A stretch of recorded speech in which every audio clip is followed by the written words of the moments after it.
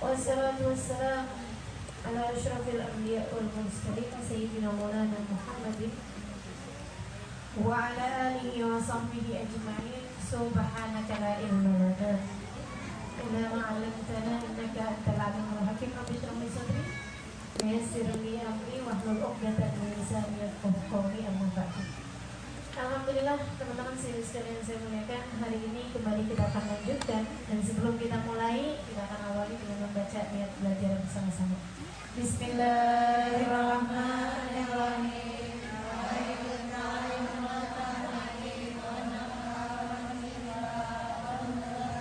والتذكير والإفادة والاستفادة والحث على التمسك بكتاب الله وسنة رسول الله صلى الله عليه وآله وسلم والدعاء إلى الهدى والدلالة على الخير ابتغاء مرضاته وقرب وثواب وحسن الخاتمة مع اللطف والعافية وسلام العاقبة برحمتك يا أرحم الراحمين.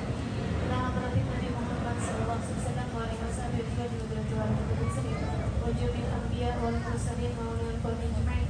ونزل سيد الموجود الله به سابق كل موت العباد سيد الحمد الله بن بكر العيدروس وخير الوجود أخي أبو بكر الصادق وأصول المفروض كما سيد الحمد الله بن الحداد أحمد بن زيد الحبشي وعلي بن محمد الحبشي ثم إلى رواية البيت الأئمة المجتهدين من قول بن كثير علماء عامل والمحدثين والقراء والمفسرين وسادة سمية الموقفين أجمعين أن الله يرحمهم ويرحمهم ويعلم درجة في الجنة وينفعنا بركاتهم وأسرارهم وأنوارهم وعلومهم ونفعتهم في الدنيا والآخرة. الفاتحة.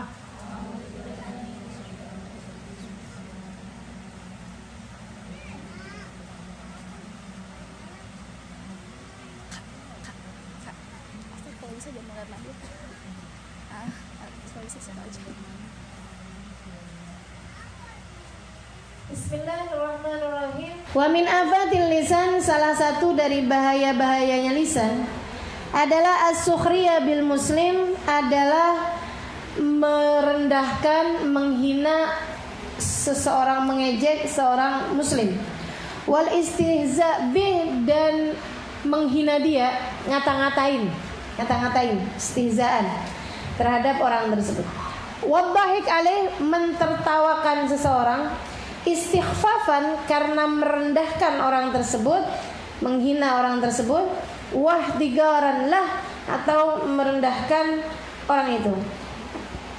Qala Allah Ta'ala, Allah Subhanahu wa Ta'ala berfirman, Ya ayyuhalladzina amanu la yashar qaumun min qaumin.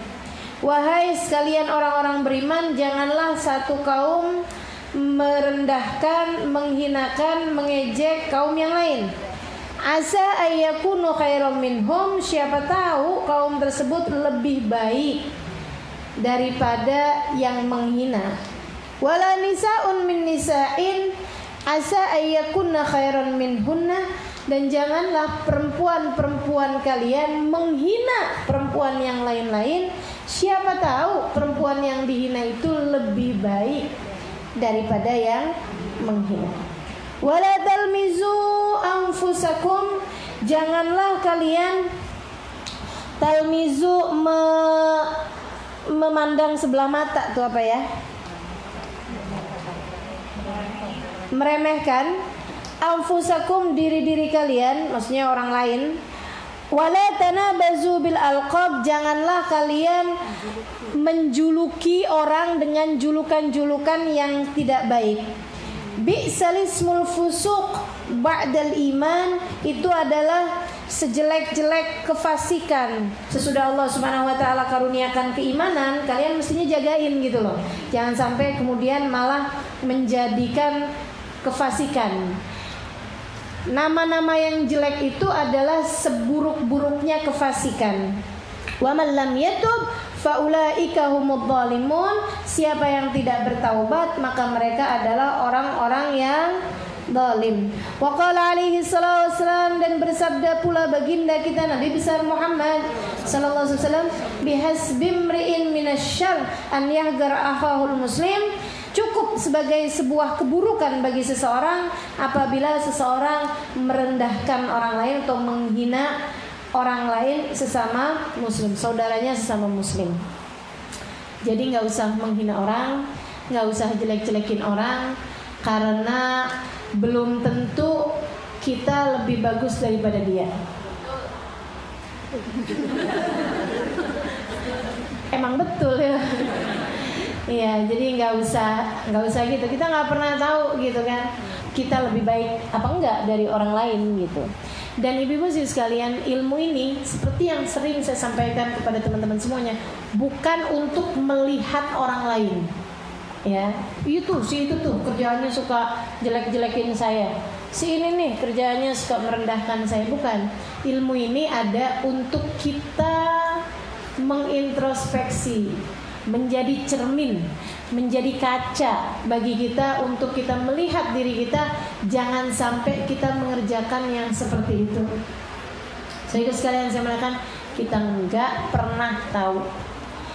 Jangan mencela orang lain karena dia ahli maksiat. Ada banyak di antara para hamba-hamba Allah Subhanahu wa taala yang kemudian menjadi hamba yang tercinta di sisi Allah sebelumnya adalah ahli maksiat.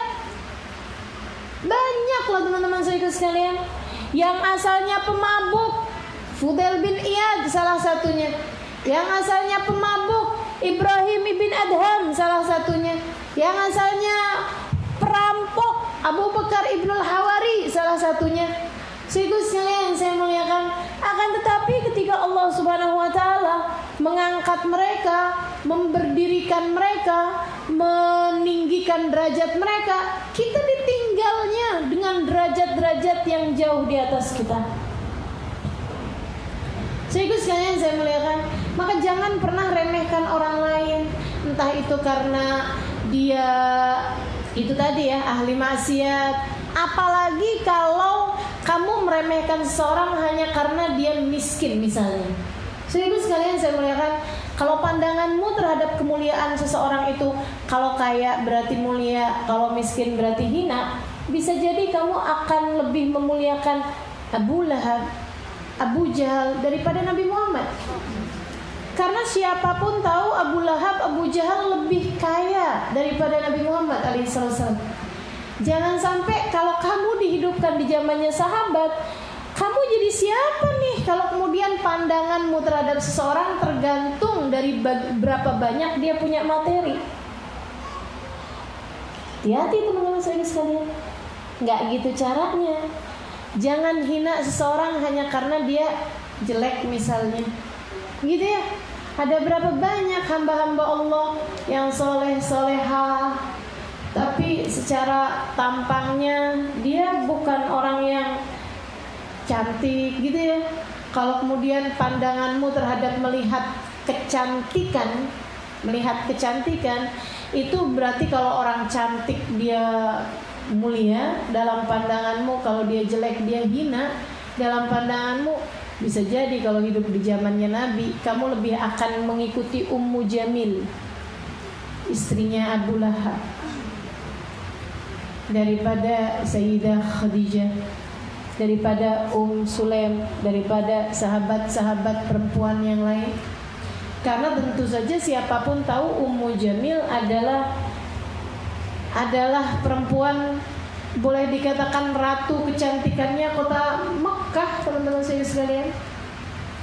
Jangan pandangan kita, jangan hina orang lain hanya karena kemiskinan, hanya karena rupa, hanya karena bahkan maksiat, gitu ya. Kita benci perbuatannya, tapi kita tidak benci orangnya. Kita benci perbuatannya, tapi kita nggak benci orangnya. Kita nggak pernah tahu, teman-teman, siapapun kita nggak pernah tahu. Dan itu nilai kedewasaan yang ditetapkan oleh Habib Abdullah bin Abu Bakar Al-Aidarus.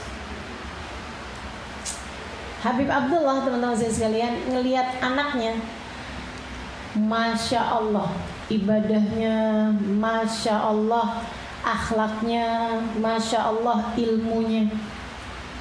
Cuman ada satu sifat yang Habib Abdullah takut anaknya ini belum memilikinya. Apa itu? Tawadhu.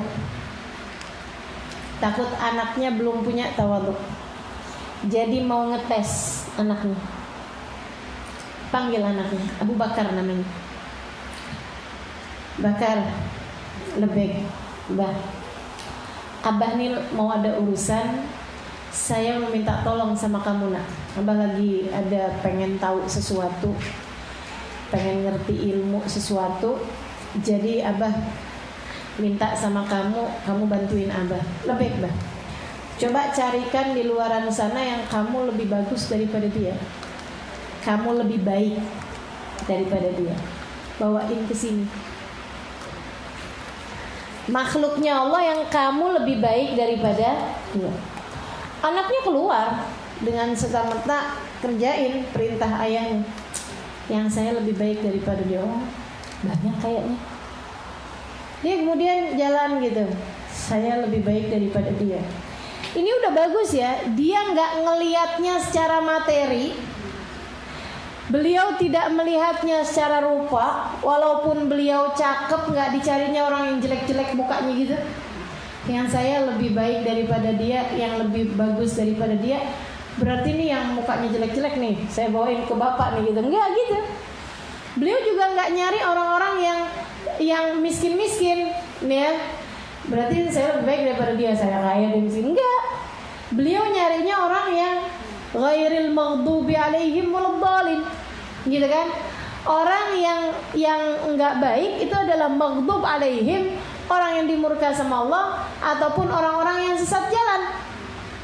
Siapa mereka? Ahli maksiat kepada Allah Subhanahu wa taala atau orang tidak beriman. Kan begitu?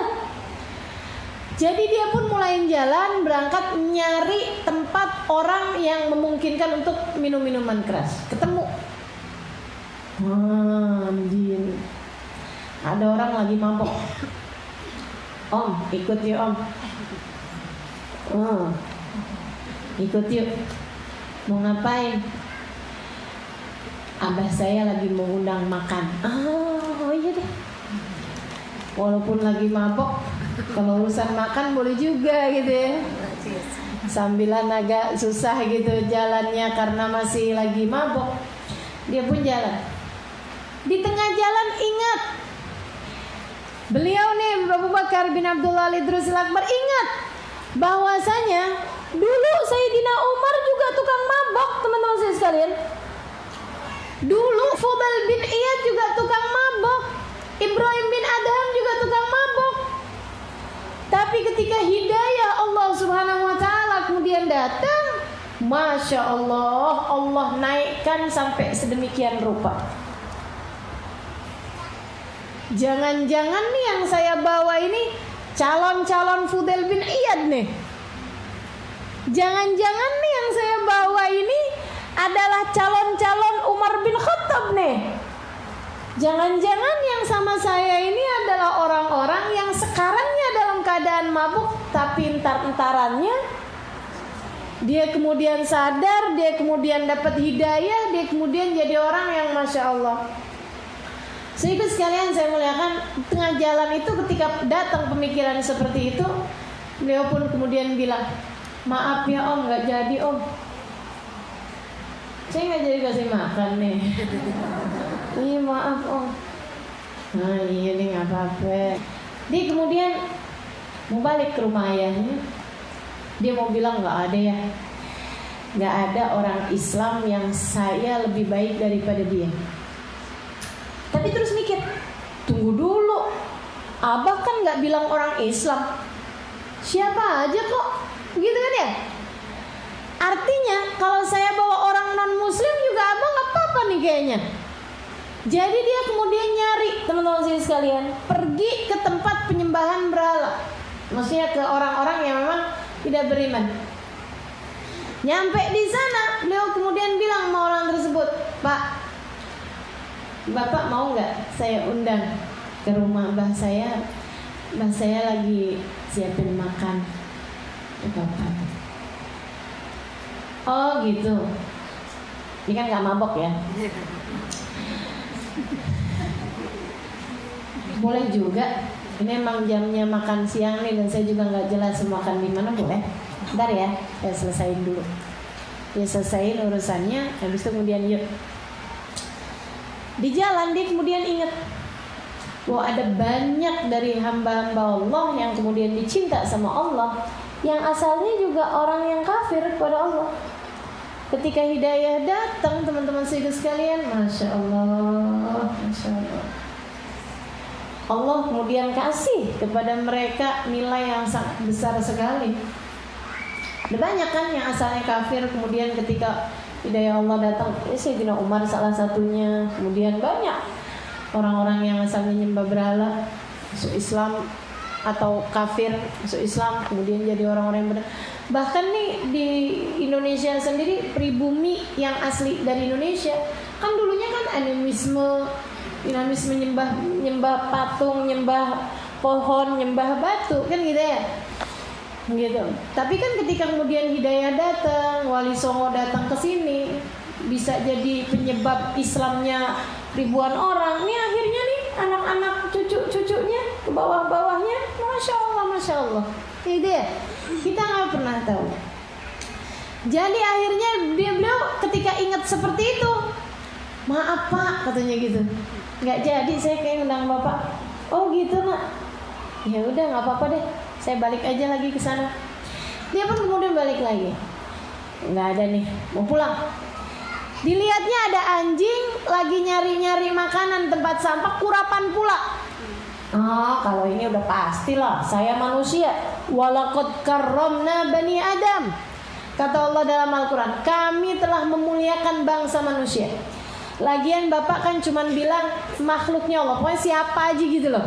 Siapapun yang kamu lebih baik daripada dia. Kalau sama anjing kurapan pula, saya lebih bagus lah daripada dia. Diambil tali, kemudian diikatnya anjing tersebut, nggak pakai sentuh ya. Dia pun kemudian seret-seret tali anjing itu, mau dibawa ke rumahnya. Dia mau bilang sama bapaknya, Pak, nggak ada orang, tapi binatang saya lebih baik daripada dia. Sampai ketika kemudian beliau ingat sama firman Allah SWT, ya laitani kuntu turaba. Ada hari di mana ketika binatang dihisab dengan hisaban sekali, manusia-manusia yang kafir kepada Allah, yang ditetapkan nerakanya, yang gak jelas nasibnya di hari akhirat, mereka akan berkata, ya Allah, andai waktu di dunia aku adalah binatang sehingga hari ini aku dapat menjadi debu seperti mereka. Dia mikir kayak begitu, ya Allah, kalau saya selamat masuk ke dalam surga, saya emang lebih baik daripada dia. Tapi kalau saya sampai gak selamat masuk ke dalam surga, saya di neraka, saya akan berharap andai hari ini saya adalah dia. Maka bagaimana mungkin saya merasa saya lebih baik daripada binatang ini. Dia pun kemudian melepaskan ikatan binatang tersebut. Dia pulang. Dia bilang sama ayahnya, bah gak ada. Ternyata semua yang ada di alam semesta ini, saya adalah makhluknya Allah yang paling hina. Semuanya lebih baik daripada saya. Semuanya lebih baik daripada saya. Katanya abahnya, al-an qad sirta rajulan. Sekarang nak, kamu menjadi laki-laki dewasa. Jangan-jangan kita belum ada yang dewasa. Karena selama ini kita masih melihat kita lebih baik dari si fulan, si faltan, si fulana, si faltan. Melihat orang yang pakaiannya terbuka, kita bilang, ih neraka, kayaknya kangen untuk dia itu. Ngelihat orang yang pakaiannya tertutup sampai lebar banget tertutupnya, kita bilang lebay. Ngelihat orang yang ahli maksiat, kita bilang ya ampun, naudzubillah min dzalik. Jangan sampai saya kenal sama dia, jangan sampai sedekat sama dia, jangan sampai berurusan sama dia. Naudzubillah. Begitu ngelihat orang yang ahli taat, ngerjain taat gitu kemana-mana, kita bilang palingan juga riya. Lantas siapa yang tidak kamu rendahkan? Lantas siapa yang tidak kamu hinakan?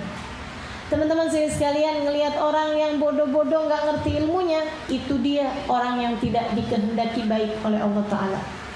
Bukankah Allah bilang siapa yang dikehendaki baik oleh Allah akan diberikannya pemahaman dalam ilmu? dia nggak dibikin sama Allah mau hadir majelis ilmu, berarti dia bukan orang dikehendaki baik sama Allah. Ngelihat orang yang berilmu, dia mah cuma bisa ngomongnya doang. Ngamalinnya mah belum tentu. Mendingan juga kayak saya, nggak ngerti, jadinya juga kalau ngelanggar emang karena nggak ngerti. Dia udah ngerti ilmunya tetap juga dilanggar. Itu hisabnya lebih besar lagi. Lantas siapa yang bisa kamu muliakan, teman-teman sekalian? Ngelihat orang yang lebih tua, kamu bilang, ya Allah, itu daftar maksiatnya pasti udah panjang banget. Ngelihat anak kecil, belum punya banyak taat dia. Siapa yang kamu muliakan? Saudariku sekalian, saya muliakan. Jika setiap kali melihat setiap orang, kamu melihat dengan pandangan sebelah mata. Jika setiap kali kamu melihatnya dengan pandangan mencari kekurangan-kekurangannya. Nggak pernah ada ketemu ceritanya bisa memuliakan orang. Justru sebaliknya, kalau kamu mau lihat kekurangan, lihatlah dirimu. Lihatlah dirimu. Katanya seorang alim kepada muridnya, seorang syekh kepada muridnya, Syekh pernah ketemu setan gak? Kata muridnya, oh kamu pengen lihat setan nak? Iya saya tuh pengen tahu deh Syekh, namanya setan kayak apa. Ngaca aja kamu. Teman-teman sekalian, itu jelek banget ya. Tapi kalau dipikir-pikir, bener. Kita nih, apaan yang diajakin setan kita ikutin? Bener gak? Ya Allah, begitu mudahnya diperdaya sama setan. Ketika setan bilang, ih kamu Masya Allah ya gitu, gak kayak si fulana, si falatana. Emang yang lain-lain tuh belum pada pergi ngaji, gini gitu segala macam. Kamu udah begini, kamu udah begitu. Ember. Ya Allah, teman-teman saya sekalian. Jadi emang bener banget, kalau kamu pengen lihat setan, ngaca. Tuh yang dibalik cermin, itu dia setan. Kita sering yang ngikutin jalan dia, ngelihat orang lain gak ada yang bagus, teman-teman sekalian. Kayak kita semuanya yang paling bagus. Ngelihat si ini kita rendahkan, lihat si itu kita hinakan, lihat si ini gak ada bagus-bagusnya, lihat si itu. Innalillahi wa inna ilaihi raji'un. Saatnya menangisi diri kita, saudara sekalian. Saatnya kita angkat tangan seraya mengatakan, ya Allah, hamba-Mu yang satu ini, yang gak ngerti diuntung ini, ya Allah, berikan kepadanya jalan hidayah-Mu. Karuniakan kepada hatinya rasa hati yang benar, sehingga memahami makna dari segala kejadian dan faham bahwa dia bukan siapa-siapa. Saudaraku sekalian, saya melihatkan tuh Bapak Bahiyah tuh, salah satu contoh orang yang saya lihat, ya Allah, boro-boro mau menghina orang lain, dia ngelihat dirinya tuh nggak ada bagus-bagusnya. Ngelihat orang lain semua bagus loh. Lihat Habib Umar tuh, Halimah. Habib Umar rajul kabir. Habib Umar nih ya, Halimah ya, orang yang benar-benar besar banget. Iya Bapak. Habis itu ngelihat Hubaba Nur kabir. Hubaba Nur gede. Saya pikir memang Hubaba Nur, Habib Umar orang-orang besar. Satu hari, teman-teman sekalian, saya diajak Hubaba Bahiyah berziarah ke tempatnya Ahmad bin Ali Al-Habsyi, cucu dari penulis Maulid Simtud Durar di Sewun. Datanglah saya berziarah ke sana, bertiga aja saya sama Hubaba Bahiyah, ketemu sama Habib Ahmad. Di hadapan Habib Ahmad, Hubaba Bahiyah bercerita. Dia bilang, Ahmad, saya ini beberapa minggu ini saya lagi tinggal di Daruz Zahra. Masya Allah, anak-anak Daruz Zahra itu kayak malaikat-malaikat. Saya kan anak Daruz Zahra, saya langsung. Katanya Hubaba Bahiyah, Ahmad, itu mereka tiap kali saya masuk ke musola, selalu ada anak-anak itu sedang ibadah kepada Allah. Saya sampai mikir kapan mereka tidurnya. Masya Allah. Teman-teman sekalian, saya anak Darul Zahro'nya. Saya juga bolak-balik ke musola juga.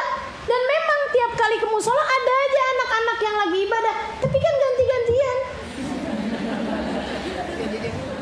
Musolanya memang ada aja orang ibadah. Kita mau datang jam berapa? Jam 10 malam, 11 malam, 12 malam, 1 malam, 2 malam, 3 malam. Pasti ada aja anak yang lagi ibadah. Entaran anak yang dari Kenya, entaran anak yang dari Singapura, entaran anak yang dari Indonesia. Kan gitu ya? Entaran anak yang dari Madinah, entaran anak yang dari Mekah. Tapi kan kita ganti-gantian. Ubabahnya aja nggak pernah ganti. Katanya Ubabah, itu ibadah terus mereka. Belum lagi mereka itu kan belajar menuntut ilmu jauh-jauh dari keluarganya. Kalau itu benar, iya kan ya? Dia bilang, Masya Allah, nggak ada di hati mereka kecuali Allah, kecuali Rasulnya. Mudah-mudahan saya dapat keberkahan mereka. Ubabah nggak tahu saat anak-anak lagi ngomongin orang. Ubabah nggak tahu saat anak-anak lagi pada males-malesan. Ubabah nggak tahu saat ada anak-anak yang tertinggal ibadah, misalnya gitu, hanya karena ketiduran. Ubabah nggak tahu.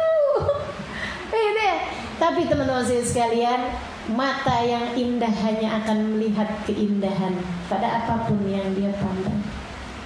Maka jika selama ini yang kau lihat hanyalah keburukan dari diri setiap orang, tidak ada masalah dengan mereka. Yang masalah adalah matamu sendiri.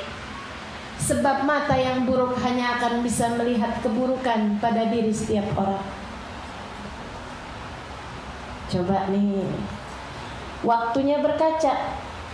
Untuk kita jadiin waktu-waktu yang berjalan semakin baik, semakin baik. Waktunya kita introspeksi diri.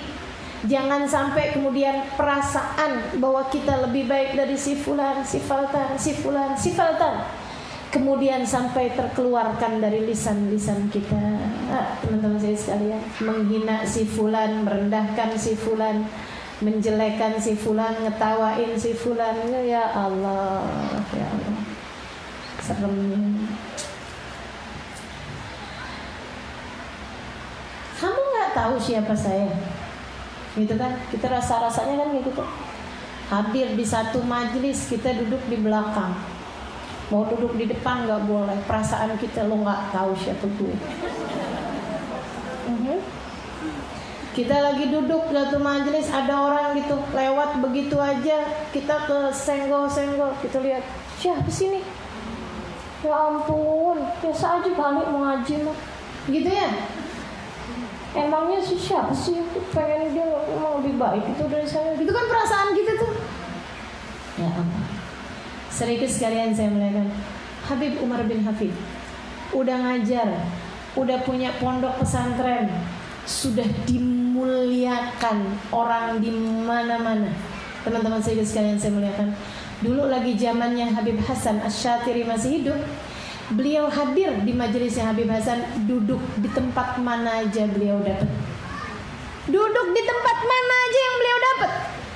Kalau beliaunya nggak mau ngajar, yang ngajar Habib Hasan Syatiri. Beliau hadir mau ikut mendengarkan. Kalau datangnya lebih awal, beliau akan duduk di depan. Memang softnya lagi di situ. Kalau kemudian beliau datangnya terlambat, sehingga kemudian duduk di belakang aja. Nggak ada apa-apa. Gitu, biasa-biasa aja. Saya murid, saya duduk di mana aja yang saya dapat. Sehingga sekalian saya muliakan. Abis dengar kayak begitu, saya juga gitu. Saya datang ke majelis, saya duduk di mana aja. Tapi perasaan saya tuh duduk di belakang, padahal mestinya saya duduk di depan. Itu namanya tawadhu untuk ditinggikan.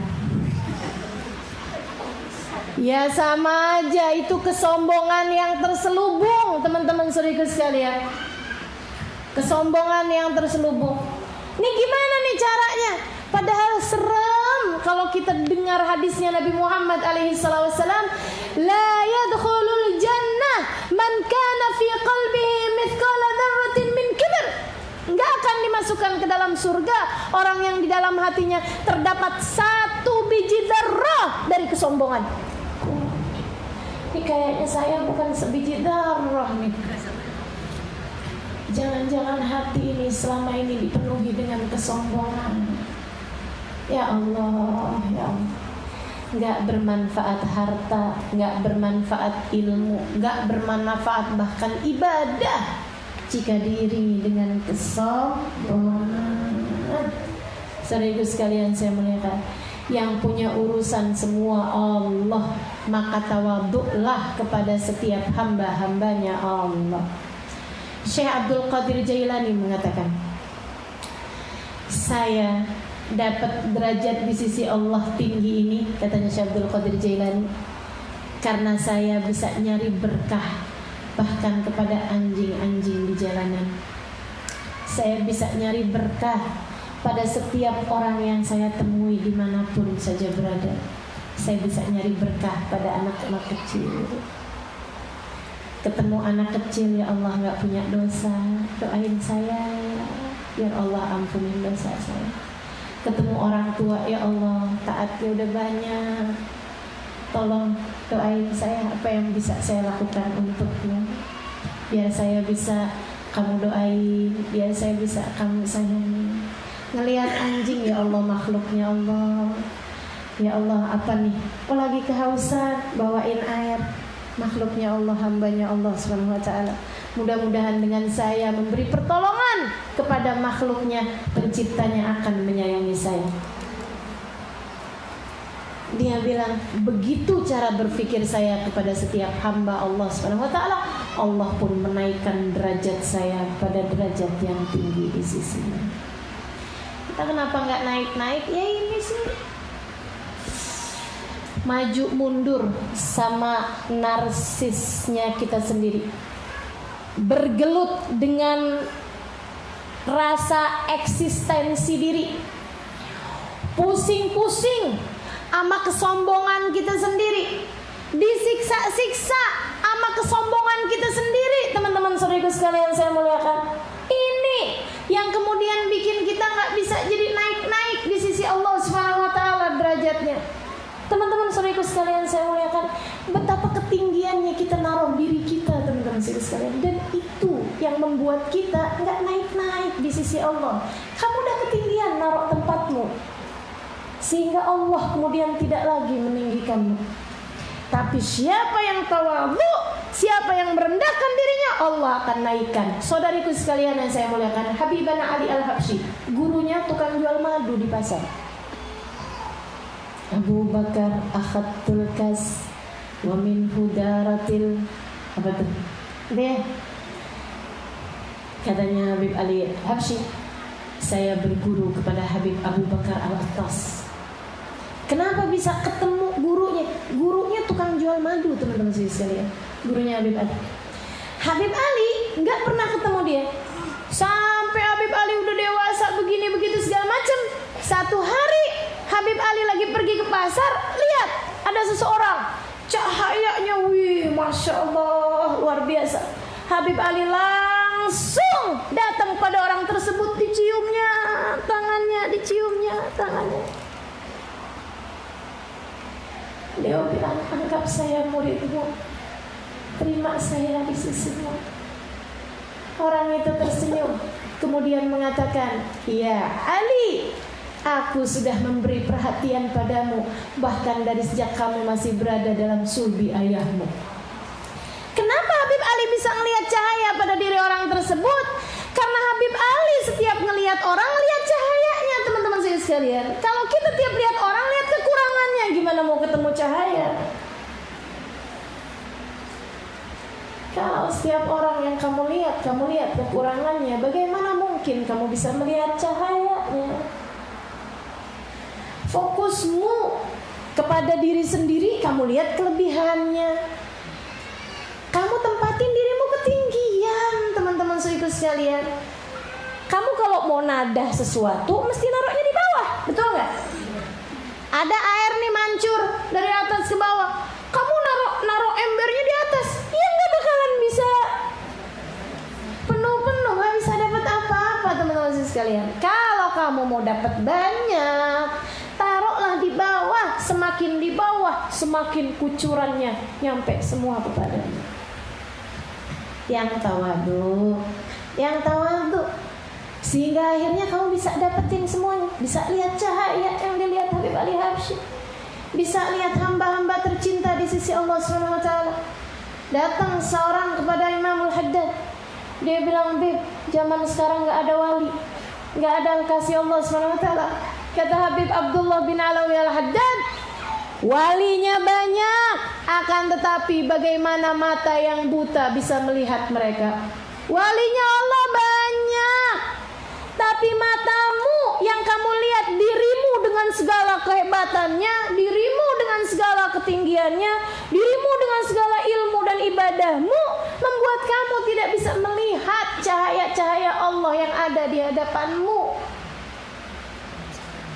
Saudariku sekalian yang saya muliakan, mari jangan ketinggian lihat diri. Katanya Hubab Bahia, ya Allah Halimah, kalau Allah buka aib-aib kita di hadapan hamba-hambanya, gak akan ada sesiapapun mau duduk di samping kita. Benar banget teman-teman sekalian. Kalau dibuka aib-aib kita di antara hamba-hambanya, apa yang Allah tahu tentang kita, dengan segala keburukan kita dibuka di hadapan hamba-hambanya, gak ada yang hadir di majelis saya, gak ada yang mau berada duduk di samping dirimu, karena buruknya keadaan kita yang sesungguhnya. Alhamdulillah Allah tutup aib-aib kita. Alhamdulillah. Udah bagus-bagus ditutupin aibnya, jangan kemudian jadi ngeliatin aib-aibnya orang. Aib mereka gak ada apa-apanya dibandingkan aibmu. Aib mereka gak ada apa-apanya dibandingkan aibmu. Betul apa enggak? Apakah sesudah kamu mendengar hal yang seperti ini, masih juga kemudian ngelihat si fulan, si fultan, iya tuh dia gak cukup ngormatin saya, dia gak cukup. Teman-teman sekalian, seberapapun orang merendahkanmu, masih kurang rendah dibandingkan dengan hak dirimu sendiri. Kalau ada suamimu lagi marah-marah, kamu memang dasar kurang ajar. Seberapapun dia ngata-ngatain dirimu, sebenarnya itu masih ketinggian dibandingkan dengan hakikat diri kita yang sesungguhnya. Betul nggak? Betul nggak? Betul nggak? Lantas apa hakmu untuk kemudian menjawab? Abang pikir abang juga suami yang benar. Kemudian kamu cari aib-aibnya, kemudian kamu sampaikan padanya. Nggak ada, teman-teman sekalian. Nggak gitu caranya jalanin kehidupan. Tidak begitu caranya menjalankan kehidupan. Yuk, biar cara mikir kita benar. Karena kalau cara mikirmu benar, hidupmu bakalan benar, teman-teman sekalian. Kalau hidup kita benar, cara mikir ke Allahnya benar, semuanya bakalan benar ke depan-depan. Insya Allah. Ya, belajar untuk memandang diri sesuai dengan hak kita. Katanya guru saya, ada namanya Syekh Umar Al-Khatib. Salah satu dari orang-orang yang saya kagumi keilmuannya, saya kagumi penataan hatinya. Salah satu dari murid Habib Umar bin Hafid terbaik, salah satu dari putra Tarim terbaik, orang dengan ilmu yang Masya Allah luar biasa, ahli fikih paling terkemuka. Habib Umar kalau nggak bisa ngajar fikih, yang gantiin beliau Syekh Umar Khatib namanya. Pinter banget teman-teman sekalian, pinter pakai banget. Beliau satu hari ngasih ceramah gitu, ngasih kajian. Beliau bilang kayak begini, at-tawadhu minan nabi tawadhu, at-tawadhu minal awliya tawadhu, at-tawadhu min Syekh Abu Bakar bin Salam tawadhu, at-tawadhu min Habib Ali Al-Habsyi tawadhu. Dia bilang amma minnana fahuwa ma'rifat qadr nafs. Dia bilang Nabi Muhammad tawadhu itu tawadhu beneran. Tawadhu merendahkan diri. Merendahkan dirinya Nabi Muhammad itu baru tawadhu. Merendahkan dirinya para sahabat-sahabat Nabi itu baru tawadhu. Merendahkan dirinya para wali-wali itu baru tawadhu. Habib Abdullah bin Alawi Al-Haddad ketika kemudian beliau bilang, semoga Allah menyelamatkan kita dari api neraka, semoga Allah mengumpulkan kita dengan orang-orang soleh, itu tawadhu. Tawadhu. Beliaunya pimpinan orang-orang soleh.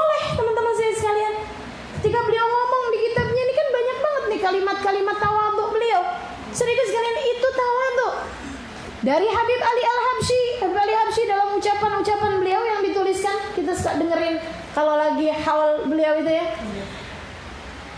Mudah-mudahan Allah merahmati kita semuanya. Nabi Muhammad ibadah. Kalau kita bukan ibadah, kita hidupnya tidur mulu, kita hidupnya males mulu. Itu kalau beliau yang ngomong tawadhu, teman-teman saudara sekalian. Nggak ada beliau hidupnya tidur mulu. Kalau kita,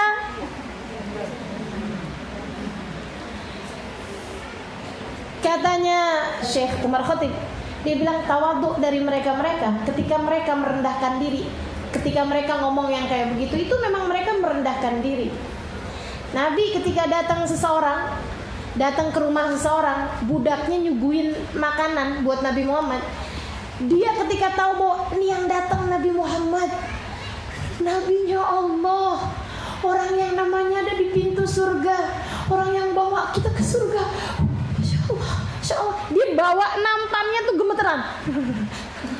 Mau nyuguhin makanan ke Nabi, ketika dia faham siapa Nabi Muhammad, sampai gemeteran. Nabi ketika lihat dia, Nabi Muhammad bilang, haunan alaik, kata Nabi. Innama ana rajulun Quraisy ya'kulul qadid. Bu, yang tenang. Ibu pikir saya siapa? Saya hanyalah putranya Abu Thalib, anak yatim yang diasuh. Innama ana yatimu Abu Thalib. Sesungguhnya aku hanyalah anak yatim yang diasuh sama Abu Thalib. Saya biasa makan dendeng kering, saya biasa makan ikan asin. Kalau di kita gitu ya, saya biasa makan ikan asin. Ibu yang tenang, saya bukan siapa-siapa. Nabi kalau ngomong kayak gitu tawadhu, teman-teman saya sekalian. Nabi kalau ngomong kayak begitu tawadhu, saudara sekalian saya melihat. Nabi ketika beliau bilang la tagumuli, jangan berdiri buat saya, duduk aja, nggak usah kalian berdiri buat saya. Itu Nabi lagi tawadhu, teman-teman saya sekalian. Nah kalau itu tawadhu, emang beneran tawadhu, saudara sekalian. Amma minnana, katanya beliau. Tapi kalau aku, kalau kamu, kalau kita lagi bilang ya Allah, kita nih ya nggak punya amal ibadah, emang beneran? Betul nggak? Kita nih ya durhaka bener sama Allah, bukan lagi tawadhu, emang beneran. Kalau kamu lagi bilang saya duduk di belakang, emang pantasnya juga iya. Saudaraku sekalian, saya melihat orang itu ya nendang saya, tapi saya emang nggak apa-apa, emang mestinya juga nggak apa-apa. Saudaraku sekalian, saya melihat kalau kita tawadhu minnana, kita merendah-rendahkan diri kita kayak apaan rendahnya, fahuwa ma'rifat gadrun nafs, itu bukan tawadhu, akan tetapi tahu diri. Saya dengar itu jelek banget sih, tapi iya, emang beneran teman-teman saya sekalian. Tawadhunya kita tuh bukan tawadhu, jadi jangan sok-sok tawadhu. Enggak ada, kita masih belum mencapai derajat tawadhu, ketinggian. Jadi wali dulu baru kamu tawadhu. Begitu kan ya? Jadi orang, misalnya nih, orang yang derajatnya 90, ketika dia kemudian nempatin dirinya di 60, di 50, kan namanya tawadhu. Merendahkan dirinya, derajatnya 90, dia taruhin dirinya 60, kan begitu? Sekalian saya melihat. Nah kalau orang derajatnya 10, dia taruhin dirinya di 30-40, walaupun itu kelihatannya rendah dibandingkan dengan 70-80, kan itu masih lebih ninggiin diri daripada tempat yang semestinya. Halo? Betul nggak? Ya Allah. Kalau Sayyidina Imam Asy-Syafi'i bilang, ilahi lastu lil firdausi ahla wala ahwa ala naril jahimi. Ada yang bilang itu ucapan Imam Syafi'i, ada yang bilang itu ucapannya Abu Nawas. Tapi yang pasti itu adalah ucapan orang soleh, teman-teman saya sekalian. Ya Allah, saya nggak pantas buat masuk surga, tapi saya juga nggak kuat sama api neraka. Itu mereka lagi tawadhu. Tapi kalau kita lagi bilang ya Allah, saya nggak pantas masuk surga, Allah bilang emang iya. Tapi saya juga nggak kuat sama api neraka, emang iya juga. Tapi kamu masih berani-berani ngerjain dosa. Kita mau bilang apa? Kita rendah-rendahkan diri kita. Emang rendah kita. Saudara sekalian saya muliakan. Mudah-mudahan Allah ajarkan kita cara yang benar melihat diri sendiri. Semoga Allah ajarkan kepada kita cara yang benar melihat diri sendiri. Semoga Allah ajarkan kepada kita cara yang benar melihat diri sendiri, sehingga kita dapat menjalani kehidupan sesuai dengan porsi, sehingga kita bisa menempatkan diri sesuai dengan derajat kita yang sesungguhnya, teman-teman saudaraku sekalian. Amin ya rabbal alamin, birahmatika ya arhamar rahimin, bijudika ya ajwadal ajwadin, innahu waliyyu dzalika wal qadir alaih. Wa sallallahu ala sayyidina Muhammadin wa ala alihi wa sahbihi wasallam, walhamdulillahi rabbil alamin.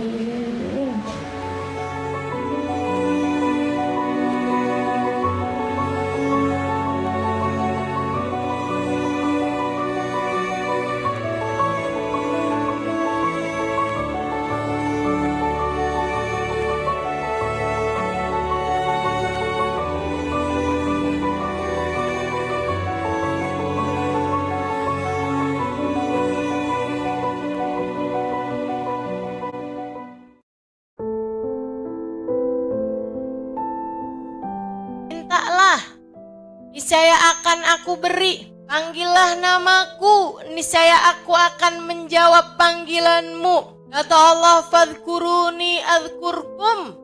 Panggil namaku, aku akan panggil namamu. Akan tetapi kita nih dalam kehidupan, kenapa kita gampang nyerah? Karena kita lebih memilih jalan yang lain. Mereka lupa kepada Allah, kata Allah dalam ayat yang lain, Allah pun melupakan mereka. Itu kita yang lebih sering memilih melupakan Allah sebagai sumber kekuatan kita. Karenanya kita jadi gampang nyerah. Kita ngandelinnya kekuatan kita ngandelinnya pikiran kita ngandelinnya kecantikan kita misalnya. Akhirnya kan kalau yang kamu andelin kecantikan, kamu hanya akan bertemu dengan kegagalan. Kalau yang kamu andelin kekuatan kamu hanya akan bertemu dengan kekecewaan. Yang kamu andalkan akal pikiran kamu, gak ada artinya apa-apa, teman-teman saudara sekalian. Apalagi jika kamu mengandalkan yang lain-lainnya. Kekayaan kamu misalnya, tenang aja, semua bisa dibeli. Teman-teman, saya bilangin ya, kamu dengan uangmu bisa beli rumah, tapi tidak bisa membeli kenyamanan dan kebahagiaan dalam rumah. Kamu dengan uangmu bisa beli kasur paling empuk sekalipun, tapi kamu gak bakalan bisa beli tidur. Gak bisa beli tidur, apalagi beli mimpi indah. Maka teman-teman sekalian, uangmu yang kamu punya mungkin bisa beli obat-obatan, bisa bayar dokter paling mahal. Tapi apakah bisa beli kesehatan? Berapapun uang yang kamu punya, tidak akan bisa menghalangi satu ubanmu yang mau tumbuh. Gak ada yang bisa, karena semua kekuatan bukan terdapat pada kekuatan badan, kekuatan akal, apalagi kekuatan uang. Gak ada artinya apa-apa. Sebab sumber kekuatan itu hanya satu. Beri kekuatan hanya satu. Sebab pemilik kekuatan hanya satu. Namanya Allah. Maka kamu gak akan merasa perlu menyerah. Selagi kamu bersama dengan sang pemilik kekuatan, kamu hanya perlu meminta.